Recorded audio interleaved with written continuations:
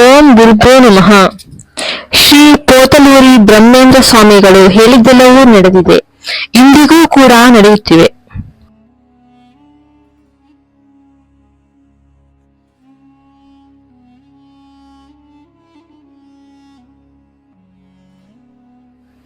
ಭವಿಷ್ಯತ್ತನ್ನು ತನ್ನ ದಿವ್ಯ ದೃಷ್ಟಿಯಿಂದ ದರ್ಶಿಸಿದ ಬ್ರಹ್ಮೇಂದ್ರರು ಮುಂದೆ ಏನು ನಡೆಯುತ್ತದೆ ಎಂದು ಪ್ರತಿಯೊಂದನ್ನು ಕೂಡ ತಮ್ಮ ಕಾಲಜ್ಞಾನದಲ್ಲಿ ವಿವರಿಸಿದ್ದಾರೆ. ಅವರು ರಚಿಸಿರುವ ಕಾಲಜ್ಞಾನದ ಪ್ರತಿಗಳು ಕೆಲವು ಸಿಕ್ಕಿವೆ, ಇನ್ನು ಕೆಲವು ಸಿಕ್ಕಿಲ್ಲ. 2024 ನಂತರ ಕಾಲಜ್ಞಾನದ ಪ್ರಕಾರ ನಿಜವಾಗಿಯೂ ನಡೆಯುವ ಕೆಲವು ಘಟನೆಗಳು ಇಲ್ಲಿವೆ.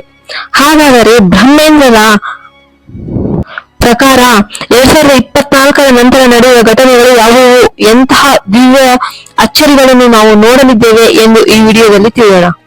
ವಿಡಿಯೋ ಸ್ಕಿಪ್ ಮಾಡದೆ ಕೊನೆವರೆಗೂ ನೋಡಿ, ಹಾಗಾದ್ರೆ ಮಾತ್ರ ನಿಮಗೆ ಫುಲ್ ಅರ್ಥ ಆಗೋದು. ವಿಡಿಯೋ ಇಷ್ಟ ಆದರೆ ಒಂದು ಲೈಕ್ ಮಾಡಿ, ನಿಮ್ಮ ಫ್ರೆಂಡ್ಸ್ಗೂ ಶೇರ್ ಮಾಡಿ. ಮೊದಲ ಬಾರಿಗೆ ನಮ್ಮ ಚಾನೆಲ್ ನ ನೋಡ್ತಾ ಇದ್ರೆ ಸಬ್ಸ್ಕ್ರೈಬ್ ಮಾಡಿಕೊಂಡು ನಮ್ಗೆ ಇಂತಹ ವಿಡಿಯೋ ಮಾಡೋದಕ್ಕೆ ಪ್ರೋತ್ಸಾಹ ಮಾಡಿ. ಬ್ರಹ್ಮೇಂದ್ರರು ಸಾವಿರಾರು ವಿಷಯ ಕಾಲಜ್ಞಾನದಲ್ಲಿ ಬರೆದಿದ್ದಾರೆ. ಅದರಲ್ಲಿ 100% ಎಲ್ಲವೂ ನಿಜವಾಗಿವೆ. ಅದಕ್ಕಾಗಿ ಅವರ ಕಾಲಜ್ಞಾನವನ್ನು ಎಲ್ಲರೂ ನಂಬುತ್ತಾರೆ.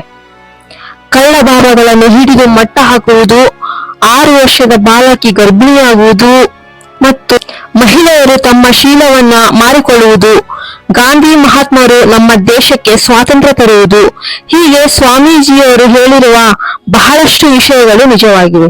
ಬ್ರಹ್ಮೇಂದ್ರರು 14,000 ಕಾಲಜ್ಞಾನ ತಾಳಪ್ರತಿಗಳನ್ನು ಭೂಮಿಯಲ್ಲಿ ಮುಚ್ಚಿಡುತ್ತಾರೆ. ಅಲ್ಲಿ ಒಂದು ಹುಣಸೆ ಗಿಡವನ್ನು ಕೂಡ ನೆಟ್ಟಿದ್ದಾರೆ. ಅದು ಚಿಕ್ಕ ಕೋಣೆಯ ಅಗಲದಷ್ಟು ಮಾತ್ರನೇ ಇರುತ್ತದೆ. ಆ ಊರಿನಲ್ಲಿ ಏನಾದರೂ ಕೆಟ್ಟದ್ದು ಅಥವಾ ವ್ಯಾಧಿಗಳು ಏನಾದರೂ ಸಂಭವಿಸಿದಾಗ ಮುನ್ಸೂಚನೆಯಾಗಿ ಆ ಮರದ ಕಾಯಿಗಳೆಲ್ಲ ಒಂದೇ ರಾತ್ರಿಯಲ್ಲಿ ಉದುರಿ ಹೋಗಿ ಮುಂದೆ ನಡೆಯುತ್ತಿರುವ ಅಶುಭವನ್ನು ನಮಗೆ ತಿಳಿಯಪಡಿಸುತ್ತವೆ. ಹಾಗೆ ಆ ಹುಣಸೆ ಮರದ ಹುಣಸೆ ಹಣ್ಣುಗಳೆಲ್ಲವೂ ಕಪ್ಪು ಬಣ್ಣಕ್ಕೆ ತಿರುಗಿ ತಿನ್ನಲಾರದ ಸ್ಥಿತಿಗೆ ಬರುತ್ತವೆ. ಆ ಪನಗಾನಪಲ್ಲಿಯ ಜನರು ವ್ಯಾಧಿಗೆ ಔಷಧವಾಗಿ ಆ ಹುಣಸೆ ಹಣ್ಣು ತೆಗೆದುಕೊಳ್ಳುತ್ತಾರೆ.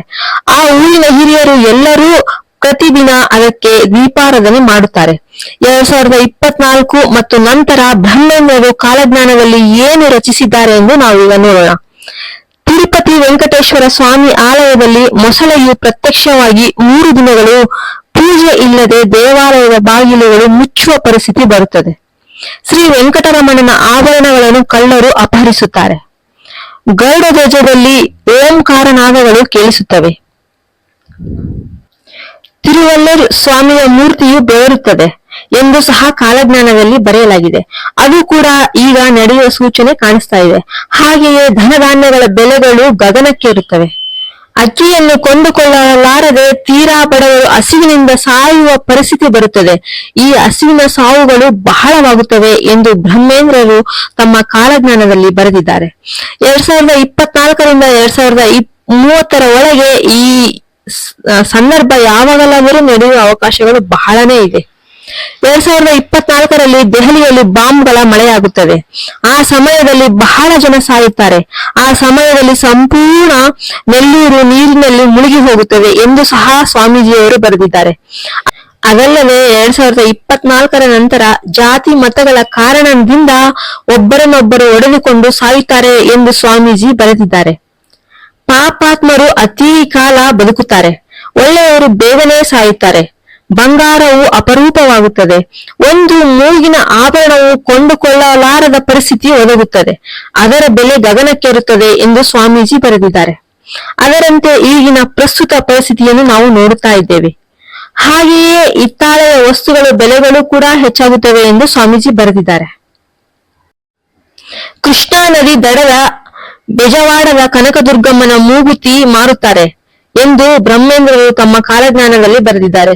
ಒಂದು ವೇಳೆ ಭೂಕಂಪವಾಗಿ ಅಥವಾ ಜಲಪ್ರಳಯವಾಗಿ ನಾಗಾರ್ಜುನ ಸಾಗರವು ಬಿರುಕುಗಳು ಬಿಟ್ಟರೆ, ಅಂತಹ ವಿಪತ್ತು ಸಂಭವಿಸಿದರೆ ಕೃಷ್ಣಾ ನದಿ ಇಂದ್ರಕೀಲಾದ್ರಿಯನ್ನು ಮುಟ್ಟುವ ತೊಂದರೆ ಇದೆ. 5,000 ವರ್ಷಗಳ ನಂತರ ಗಂಗಾ ನದಿ ಕಾಣೆಯಾಗುತ್ತದೆ. ಇದರ ಬಗ್ಗೆ ವಾದ ವಿವಾದಗಳು ಈಗ ನಡೀತಾ ಇವೆ. ಹಾಗೆಯೇ ಕೃಷ್ಣಾ ನದಿ ಬಳಿ ಒಂದು ಬಂಗಾರದ ರಥವು ಪ್ರತ್ಯಕ್ಷವಾಗುತ್ತದೆ.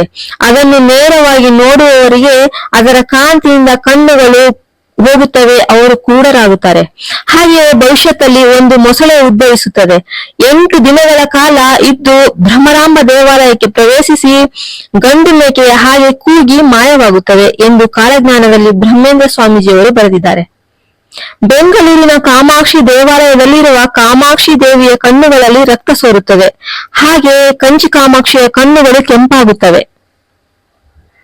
ಆ ಕೇಡುಗಾಲದಲ್ಲಿ ಲಕ್ಷಾಂತರ ಜನರು ಮರಣ ಹೊಂದುತ್ತಾರೆ ಎಂದು ಸ್ವಾಮೀಜಿಯವರು ಕಾಲಜ್ಞಾನದಲ್ಲಿ ಬರೆದಿದ್ದಾರೆ. ಮುಂಬರುವ ವರ್ಷಗಳಲ್ಲಿ ಅಕ್ರಮ ಸಂಬಂಧಗಳು ಹೆಚ್ಚಾಗುತ್ತವೆ, ಅದು ಕೊಲೆಗಳಿಗೆ ದಾರಿ ಮಾಡಿಕೊಡುತ್ತದೆ ಎಂದು ಸ್ವಾಮೀಜಿ ಬರೆದಿದ್ದಾರೆ. ಬಂಧುಗಳೇ, ನಾವು ಈಗಾಗಲೇ ನಡೆಯುತ್ತಿರುವುದನ್ನ ನಾವು ಈಗ ಕಣ್ಣಾರೆ ನೋಡ್ತಾ ಇದ್ದೇವೆ. ಶ್ರೀ ಕಾಳಹಸ್ತಿ ದೇವಾಲಯದಲ್ಲಿ ಕಳ್ಳತನವಾಗುತ್ತದೆ. ಮಲ್ಲಿಕಾರ್ಜುನ ಸ್ವಾಮಿಯು ಶ್ರೀಶೈಲವನ್ನು ಬಿಟ್ಟು ವಿಂಧ್ಯ ಪರ್ವತಗಳಿಗೆ ಹೊರಡುತ್ತಾನೆ. ಪುರುಷರಲ್ಲಿ ಅಕಾಲಿಕ ಮರಣ ಹೆಚ್ಚಾಗುತ್ತದೆ ಎಂದು ಕೂಡ ತಮ್ಮ ಕಾಲಜ್ಞಾನದಲ್ಲಿ ಬರೆದಿದ್ದಾರೆ. ಪ್ರಸ್ತುತ ಇದು ಬಹಳ ಆಗುತ್ತಾನೇ ಇದೆ. ಚಿಕ್ಕ ವಯಸ್ಸಿಗೆ ಇಹಲೋಕ ಪುರುಷರು ತ್ಯಜಿಸುತ್ತಿದ್ದಾರೆ. ಮುಂಬರುವ ವರ್ಷಗಳಲ್ಲಿ ಬೇವಿನ ಮರದಲ್ಲಿ ಅಮೃತದಂತಹ ದ್ರವ ಸೋರಿಕೆಯಾಗುತ್ತದೆ ಎಂದು ಬರೆದಿದ್ದಾರೆ. ಹಾಗೆಯೇ ಶ್ರೀಶೈಲಕ್ಕೆ ಹತ್ತಿರವಿರುವ ಬೆಟ್ಟಗಳಿಂದ ಭಾರೀ ಗಾತ್ರದ ಬಂಡೆಗಲ್ಲುಗಳು ಉರುಳಿ ಬಿದ್ದು ಬಹಳ ಮಂದಿ ಜನರ ಪ್ರಾಣಕ್ಕೆ ಅಪಾಯವಿದೆ. ಹಾಗೆ ಒಡೆದು ಹೋದ ಆ ಕಲ್ಲಿನ ಚೂರುಗಳು ಆಕಾಶಕ್ಕೆ ಹಾರುತ್ತಿರುತ್ತವೆ. ಶಕ್ತಿಪೀಠಗಳಲ್ಲಿ ಒಂದಾದ ಹಾಲಾಂಪುರದ ಜೋಗುಲಾಂಬ ಶಕ್ತಿಪೀಠ, ಇದು ಮೆಹಬೂಬ ನಗರ ಜಿಲ್ಲೆಯಲ್ಲಿದೆ. ತಾಯಿ ಜೋಗುಲಾಂಬ ಕಣ್ಣಿನಿಂದ ಕಣ್ಣೀರು ಮತ್ತು ಸ್ತನಗಳಿಂದ ಹಾಲು ಬರುತ್ತದೆ ಎಂದು ಬ್ರಹ್ಮೇಂದ್ರ ಸ್ವಾಮೀಜಿಯವರು ತಮ್ಮ ಕಾಲಜ್ಞಾನದಲ್ಲಿ ಬರೆದಿದ್ದಾರೆ. ಕರ್ನೂಲು ಜಿಲ್ಲೆಯಲ್ಲಿ ಯಾಗಂಟಿ ಪ್ರಸಿದ್ಧ ಪುಣ್ಯಕ್ಷೇತ್ರವಿದೆ. ಅದರಲ್ಲಿ ಯಾಗಂಟಿ ನಂದೀಶ್ವರನು ಬೆಳೆದು ದೊಡ್ಡವನಾಗಿ ಕಲ್ಲುಗಳನ್ನು ನುಂಗುತ್ತಾನೆ ಎಂದು ಕೂಡ ಸ್ವಾಮೀಜಿಯವರು ಬರೆದಿದ್ದಾರೆ. ಹಾಗೆಯೇ ಸುಮಾರು 100 ವರ್ಷಗಳ ಹಿಂದೆ ಈ ನಂದೀಶ್ವರನು ಸುತ್ತು ಹಾಕಲು ಜಾಗವಿತ್ತು. ಈಗ ಆ ಜಾಗವೆಲ್ಲವೂ ಸಹ ನಂದೀಶ್ವರನೇ ಆವರಿಸಿದ್ದಾನೆ. ಪ್ರತಿ 20 ವರ್ಷಗಳಿಗೊಮ್ಮೆ ನಂದೀಶ್ವರ ವಿಗ್ರಹವು 1 ಅಂಗುಲದಷ್ಟು ಬೆಳೆಯುತ್ತದೆ ಎಂದು ಪುರಾತತ್ವ ಶಾಸ್ತ್ರಜ್ಞರು ಹೇಳುತ್ತಿದ್ದಾರೆ. ಇನ್ನು ಮುಂಬರುವ ವರ್ಷಗಳಲ್ಲಿ ಭಾರತವು ಅಗ್ರ ಸ್ಥಾನವಾಗುತ್ತದೆ. 2028ರ ಹೊತ್ತಿಗೆ ಭಾರತವು ಪ್ರಪಂಚದಲ್ಲಿಯೇ ಅಗ್ರ ದೇಶಗಳಲ್ಲಿ ಒಂದಾಗುತ್ತದೆ ಎಂದು ಬ್ರಹ್ಮೇಂದ್ರ ಸ್ವಾಮೀಜಿಯವರು ತಮ್ಮ ಕಾಲಜ್ಞಾನದಲ್ಲಿ ಬರೆದಿದ್ದಾರೆ.